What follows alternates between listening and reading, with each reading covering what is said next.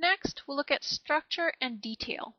Rhetorical strategies like cause and effect or compare-contrast can be part of the structure, but so are introductions and conclusions. The opening lines should capture the attention of the reader. Sometimes they're startling, hooking the reader, and enticing him or her to read on. The opening lines of most well-written essays instantly capture your attention. Endings are also critical. Many include forceful assertions that sharply focus the matter that precedes them. Most essays systematically use gripping beginnings and forceful endings. Now, the stuff that comes between the beginning and the ending is usually a lot of abstract ideas. The nature of love, the inevitability of death, the evils of imperialism. And though abstractions like this do influence our lives, they're a little impersonal and distant as a subject matter, so that it doesn't become some esoteric academic task separated from real life. Good essay writers help us to confront these issues by converting abstract ideas into concrete and illustrative detail. In George Orwell's essay, Shooting an Elephant, he states that in Burma, anti-European feeling was very bitter, but he doesn't leave it at that. He gives details to support it, saying, "If a European woman went through the bazaars alone, somebody would probably spit Betelgeuse over her dress." Or, "When a nimble Burman tripped me up on the football field and the referee, another Burman, looked the other way, the crowd yelled with hideous laughter." So these tiny bits or details of hateful experience, because they're physical and concrete, powerfully reinforce the abstract assertion about anti-European feeling. The narrative account of the speaker's behavior in front of the mob culminates in an illuminating or abstract insight that makes more sense because of all the details. He says, "I perceived in this moment that when the white man turns tyrant, it is his own freedom that he destroys." So the large generalization emerges from deeply felt personal experience. Carefully studying the structure and detail of an essay can give you, as a writer, some models to follow. Next, let's look at style and tone. As mentioned before, tone is the attitude conveyed by the language a writer chooses. You can tell this attitude from things like rhythm, diction, word choices. For example, an essay could be formal, oratorical, mature, and use studied word choice. These elements give an attitude of formality and seriousness. Or an essay can be personal, informal, colloquial, sardonic, and use simple childlike vocabulary. The tone a writer creates contributes substantially to the message he or she conveys. For example, you may have heard of Jonathan Swift's essay, A Modest Proposal. Now, Swift could have written a sound academic essay about the economic diseases of Ireland and how to cure them.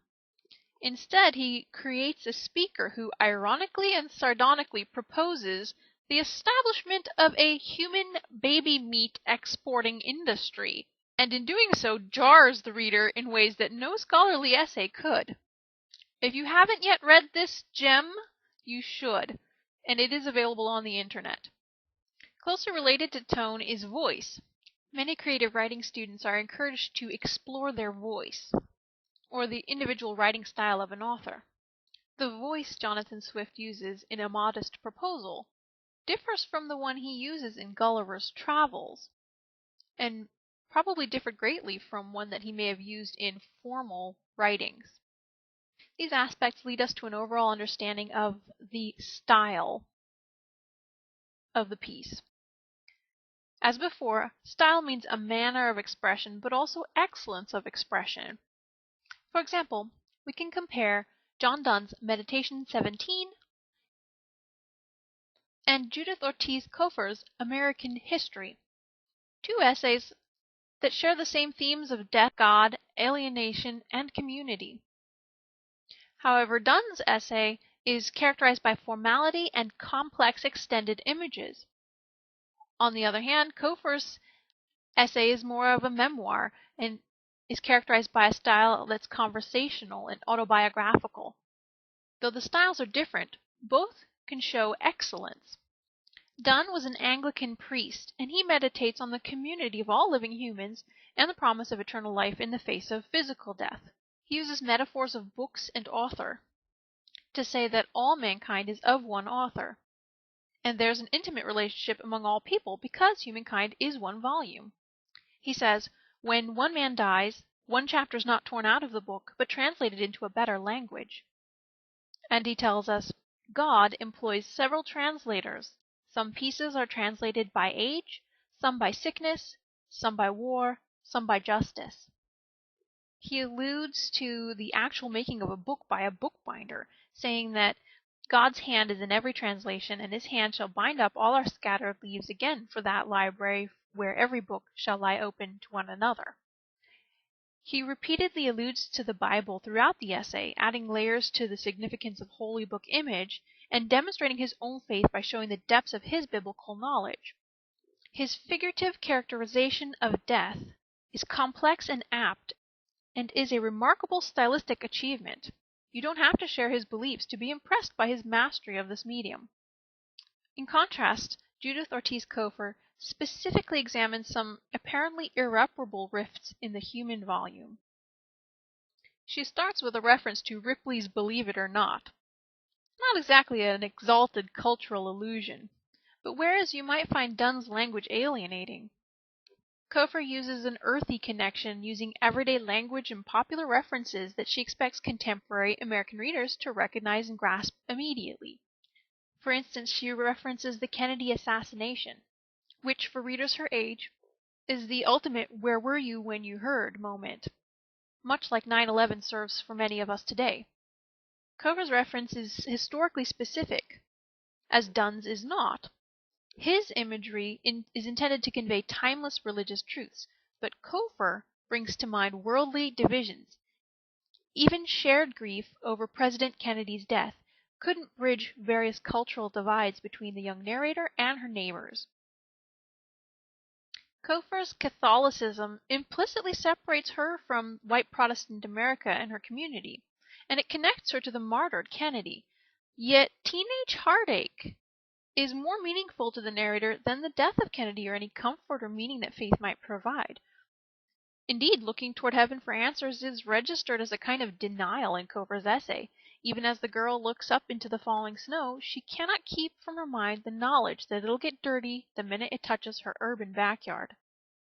The veil of snow evokes nuns or even the Virgin Mary's traditional cloak, but Cofer tells us once one looks around and sees the whole picture, one cannot avoid noticing the dirt of urban life turning the white snow gray. Though these essays have some surprising connections, like many essayists, both authors are struggling with questions about their immortality and their place in the world. But their larger points, and thus their styles, are starkly different. Particularly in the use of allusion, the kinds of works that they refer to, and why, the two pieces could hardly have less in common. But what they do share is that the style of each is ideally suited to its subject matter and position, and it reinforces some larger truth about each piece. These writers exhibit distinctive manners of expression and distinctive varieties of excellence. In short, they have distinctive styles. So when reading an essay, your principal concern should be to discover the essay's central thesis. What does the writer wish you to understand about his or her experience of the world or yourself? Once you've understood the thesis, you can enhance your understanding by examining the means the author used to convey it, and perhaps recognize techniques that will enhance the quality of your own writing. So to that end, you ought to examine the essay's structure and rhetorical strategies that shape it. How does it begin and end? What type is it? Narrative, descriptive, expository, argumentative? How do rhetorical strategies, definition, cause and effect, classification, exemplification, comparison, contrast, function to serve the author's purposes? Then analyze the sources of the essay's effectiveness by closely analyzing the language of the essay. Watch writers energize abstract ideas with details and moving experience. Consider the uses of figurative language, metaphors, and similes that create both physical and emotional landscapes in the prose. Respond to the tone of voice and the stylistic choices that create it. When you've done all of this successfully, when you've discovered not only what the author said, but also how the author moved you to his or her point of view, then you'll have understood the essay. Following this video is a list of questions that you can ask yourself as you face the task of reading and writing about essays. They should help you get the most out of your nonfiction reading.